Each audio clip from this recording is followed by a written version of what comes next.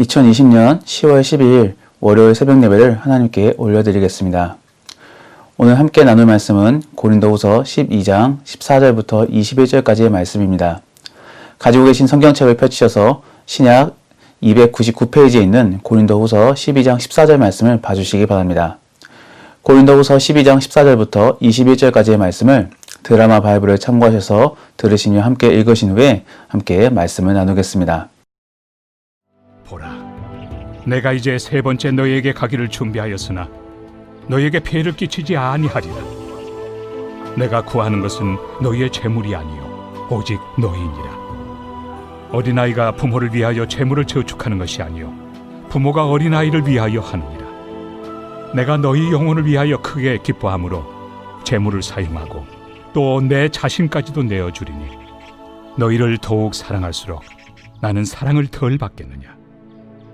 하여간 어떤 이의 말이 내가 너희에게 짐을 지우지는 아니하였을지라도 교활한 자가 되어 너희를 속임수로 취하였다 하니 내가 너희에게 보낸 자 중에 누구로 너희의 이득을 취하더냐. 내가 디도를 권하고 함께 한 형제를 보내었으니 디도가 너희의 이득을 취하더냐. 우리가 동일한 성령으로 행하지 아니하더냐. 동일한 보조로 하지 아니하더냐. 너희는 이때까지 우리가 자기 변명을 하는 줄로 생각하는구나. 우리는 그리스도 안에서 하나님 앞에 말하노라. 사랑하는 자들아, 이 모든 것은 너희의 덕을 세우기 위함이니라. 내가 갈 때 너희를 내가 원하는 것과 같이 보지 못하고 또 내가 너희에게 너희가 원하지 않는 것과 같이 보일까 두려워하며 또 다툼과 시기와 분냄과 당짓는 것과 비방과 수군거림과 거만함과 혼란이 있을까 두려워하고 또 내가 다시 갈 때 내 하나님이 나를 너희 앞에서 낮추실까 두려워하고 또 내가 전에 죄를 지은 여러 사람의 그 행함과 더러움과 음란함과 호색함을 회개하지 아니함 때문에 슬퍼할까 두려워하노라. 저는 오늘 본문의 상황을 상상해 보면서 예전에 있었던 일들이 떠올라 잠시 웃음을 짓게 하였습니다. 예전에 사역했던 교회에는 한 권사님이 계셨는데 그분은 참 목회자들을 잘 섬겨주셨던 그런 분이었습니다. 그런데 하루는 그 권사님이 점심을 대접하겠다고 하시면서 비빔밥을 지어주셨습니다. 그런데 그 양이 너무나 많아서 난감했던 적이 있습니다. 그래도 남기면 섭섭해 하실까봐 억지로 다 먹고 또한 그 후에 과일까지도 다 먹은 후에 교회로 돌아와 소화제를 먹었던 기억이 있습니다. 저는 이때를 떠올리며 고린도 성도들이 바울에게 어떤 마음을 가졌을지를 생각해 보게 되었습니다. 그런데 고린도 성도들 사이에 문제가 발생합니다. 16절 말씀에서도 짐작할 수 있듯이 바울을 비방하는 자들로 말미암아 바울에 대한 오해를 갖게 만든 것입니다. 고린도 성도들은 바울을 사랑하는 마음으로 어떻게든 후원하려 하였지만 바울은 그들의 후원을 받지 않았습니다. 이러한 사실에 대해 16절 속에 등장하는 교활한 자들은 바울이 너희를 무시해서 후원을 받지 않는다라거나 사실 바울도 당당하게 앞에서 후원을 받는 것이 아니라 뒷돈을 받고 있다라는 식으로 바울을 모함하였던 것입니다. 이러한 소식을 들은 바울은 어떤 마음이었겠습니까? 14절에서도 언급하듯이 기대와 부담이 동시에 찾아오는 것입니다. 14절 말씀을 다시 읽어보면 보라, 내가 이제 세 번째 너희에게 가기를 준비하였으나 라고 전하고 있습니다. 이를 통해 가고 싶은 기대와 그렇지만 이라는 그런 표현 속에서의 부담감을 느껴질 수 있는 것입니다. 바울이 갖는 부담감은 앞서 언급한 고린도 성도들이 갖고 있는 오해입니다. 여기에 대해 바울은 자신을 변호하면서도 한편으로는 그 변론 속에서 다시 한 번 더 하나님 앞에 다짐하고 또한 고린도 성도들에게 교훈을 전하는 모습이 오늘 본문 속에서 보여집니다. 저는 오늘 본문을 통하여 생각해 본 사실이 우리 그리스도인들도 종종 바른 신앙생활 속에서도 오해를 받곤 합니다. 그런 오해를 풀기 위해서 바울은 어떤 노력을 행하였는가를 살펴보고 우리 삶 속에서도 적용해 볼 수 있기를 소원합니다. 바울이 오해를 풀기 위하여 행한 첫 번째는 아낌없는 헌신과 희생이었습니다. 분명히 이러한 행동 속에는 아가페적인 마음이 있었기 때문에 가능했을 것입니다. 오늘 본문 14절에서도 보면 고린도 성도를 어린 아이에 비유하고 있고 자신을 부모로 표현하고 있습니다. 그리고 이러한 표현들을 통해 자신이 고린도 성도를 향한 마음이 어떤 마음이었는지를 설명하고 있습니다. 일반적인 부모들을 볼 때 그들에게 있어서 자식은 어떤 존재입니까? 어떻게든 투자들을 하여서 나중에 등골을 빼먹을 존재입니까? 아니면 자기를 희생해서라도 잘 살기를 바라는 그런 존재입니까?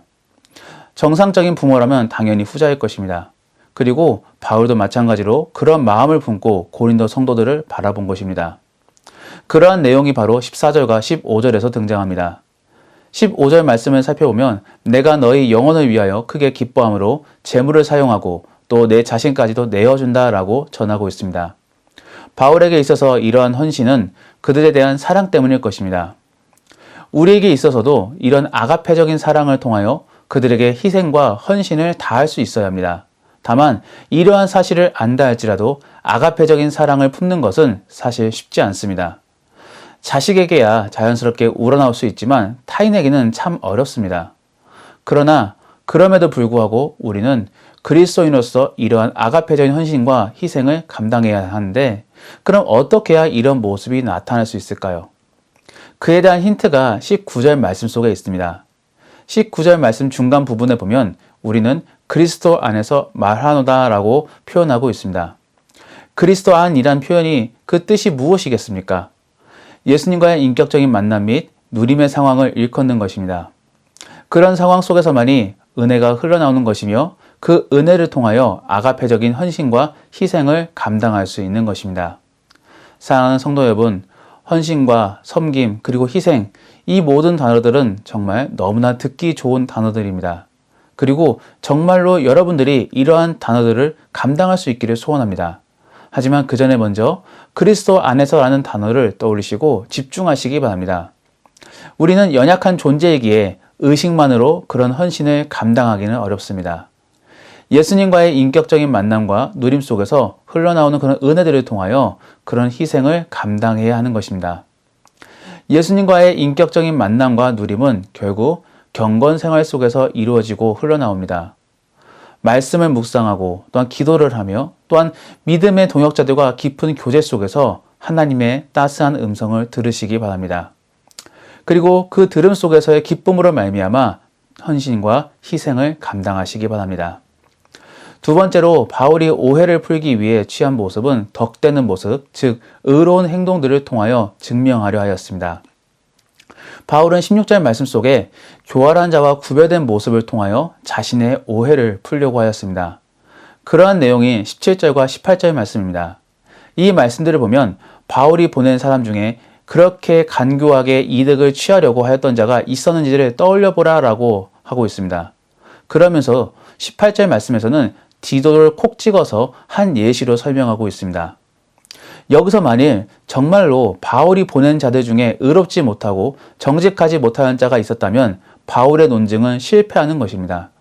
하지만 결국 그러하지 아니하였기에 바울의 논증은 인정받을 수 있었던 것입니다. 사실 요즘에 교회나 목회자가 세상으로부터 존경받지 못하는 이유는 지금까지 수많은 잘못들을 해왔기 때문에 신뢰받지 못하기 때문이라고 생각합니다.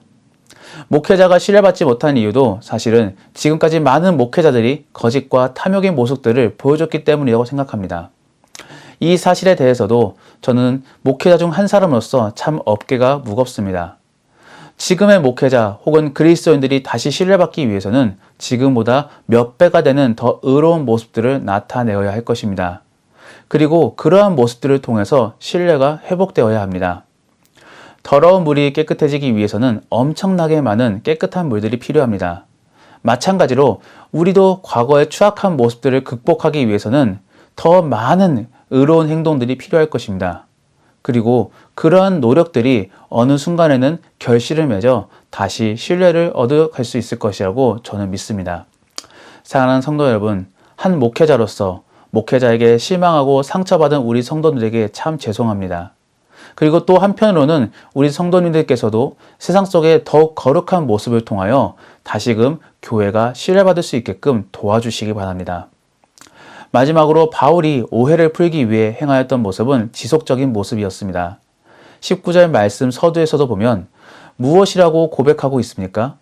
너희는 이때까지 우리가 자기 변명을 하는 줄로 생각하는구나 라고 전합니다. 즉, 지금까지 바울은 꾸준하게 전하였던 것입니다.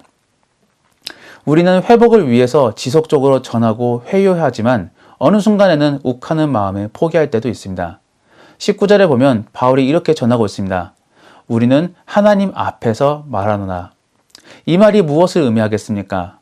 하나님은 아십니다. 그러니까 그 주님을 바라보며 끝까지 포기하지 마시기 바랍니다. 그리고 그런 헌신과 희생은 어느 순간에 결국 하나님의 때에 이르러 결실을 맺게 될 것입니다. 말씀을 정리합니다. 바울이 자신을 향한 고린도 성도들의 오해에 대해 세 가지의 모습을 통하여 풀고자 노력하였습니다. 첫 번째는 아가페적인 헌신입니다. 그런데 이런 헌신은 그리스도 안에서 이루어짐을 기억하시고 경건 생활들을 잘 감당하시기 바랍니다. 두 번째는 정직하고 덕되는 모습입니다. 그러한 모습들을 통해 결국 신뢰를 회복하시기 바랍니다. 마지막으로 세 번째는 포기하지 않고 끝까지 감당하는 것입니다. 이러한 모습들을 통해 결국 신뢰가 회복되어지고 놀라우신 하나님을 전할 수 있는 그런 복된 그리스도인 되시기를 예수님의 이름으로 축복합니다. 오늘 말씀을 기억하며 함께 기도하기 원합니다. 주님, 우리 주변에 많은 오해들이 풀릴 수 있기를 소원합니다. 그래서 원활한 관계 속에서 주를 전할 수 있게 도와주시옵소서. 그러하기 위하여 먼저 아가페적인 사랑을 품게 하시고 덕되고 정직한 모습들을 통하여 신뢰가 회복되게 도와주시옵소서. 주님을 믿으며 끝까지 포기하지 않고 성실히 감당할 수 있게 도와달라고 내 자신과 우리 주변의 믿음의 동역자들을 떠올리며 함께 기도하겠습니다.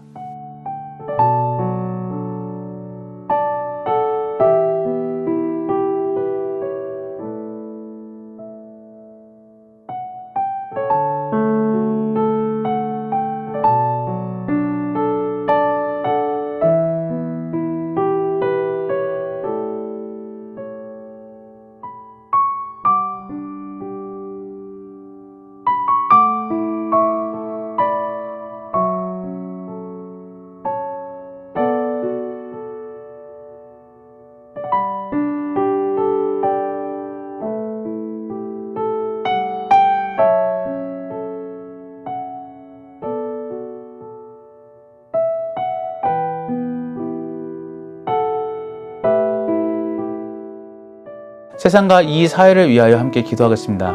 코로나 확산이 잠잠해지게 도와주시고 이 코로나 사태로 인하여 어려움을 겪는 많은 사람들에게 주님의 위로와 도움의 손길들이 임할 수 있게 도와주시옵소서. 우리 이런 기도 제목들을 가지고 나라와 사회를 위하여 함께 기도하겠습니다.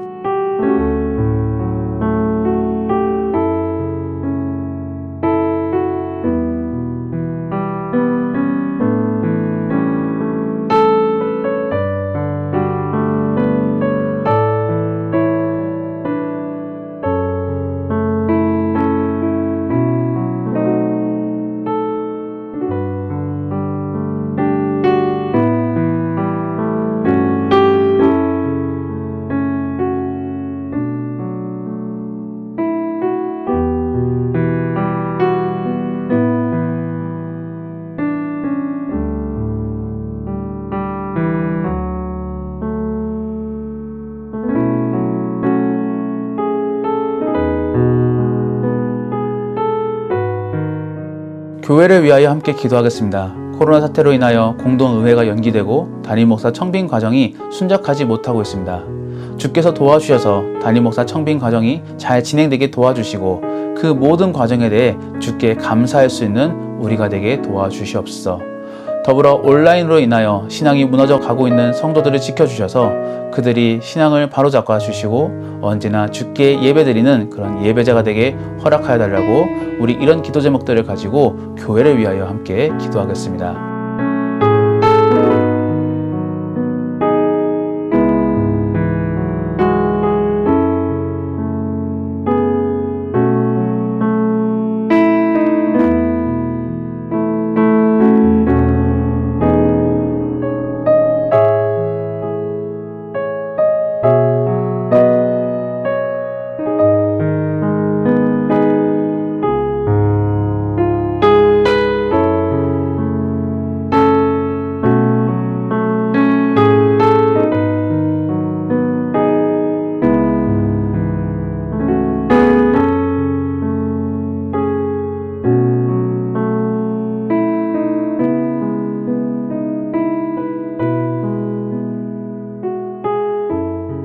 우리 마지막으로 선교사님과 환우들을 위해서 함께 기도하겠습니다.